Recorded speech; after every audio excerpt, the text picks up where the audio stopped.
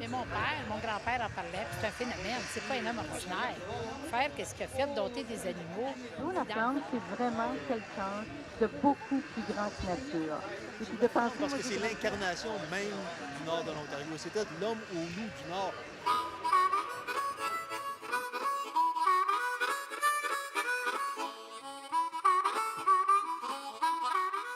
ce dompteur de loups extraordinaire qui a vécu de 1889 à 1965. La trentaine d'années qu'il a passées ici à Gogama l'ont propulsé sur la scène internationale.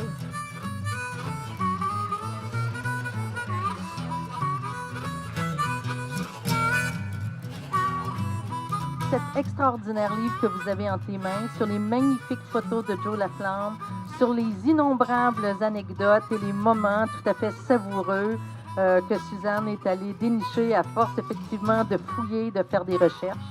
C'est dans l'ouvrage. Je vous invite vraiment à en prendre connaissance.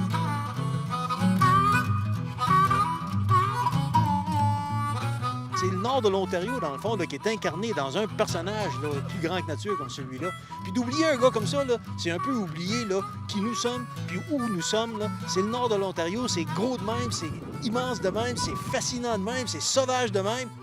Il y avait une grande sagesse, puis être capable de dompter des animaux, pour nous autres, bien, c'est extraordinaire. On commence à le découvrir, puis là, c'est grâce à Suzanne, si on le découvre. Pour nous autres, on savait quelle sorte d'homme c'était, mais je suis certaine qu'en lisant le livre, on va en apprendre encore. Elle a fini par en faire un double de son projet. Et je suis tellement heureuse de ça parce que je trouve que le sujet de M. Laflamme doit être connu par le plus grand nombre de personnes, comme de raison le public anglais, le public français. La biographie souligne un personnage qui demande d'être amené au public. Il faut en parler de Joe Laflamme parce que c'était un héros de sorte, là, disons, tu sais. Puis il a fait beaucoup avec les animaux, disons, qu'il a apprivoisé, que personne d'autre avait fait. Puis il a pris des trajets que dans ce temps-là, qui étaient faits sur le chemin de fer, qu'aller dans les États-Unis en train, puis ça, là, c'est pas facile, mais Joe l'a fait. Alors, la biographie là, de Joe va tout souligner ces affaires-là, puis ça va ressortir ça. Bien, l'histoire de Joe Laflamme, je n'entendais parler de mon père. Et puis, souvent, on se demandait si c'était mythe ou si c'était vraiment vrai. Il y a bien la couleur dans cette histoire-là. Joe Laflamme nous laisse le message de trouver notre passion parce que lui avait énormément de passion et pour les animaux, sauvages surtout, et pour la vie. Il aimait beaucoup la vie, puis il allait chercher ce qu'il voulait de la vie.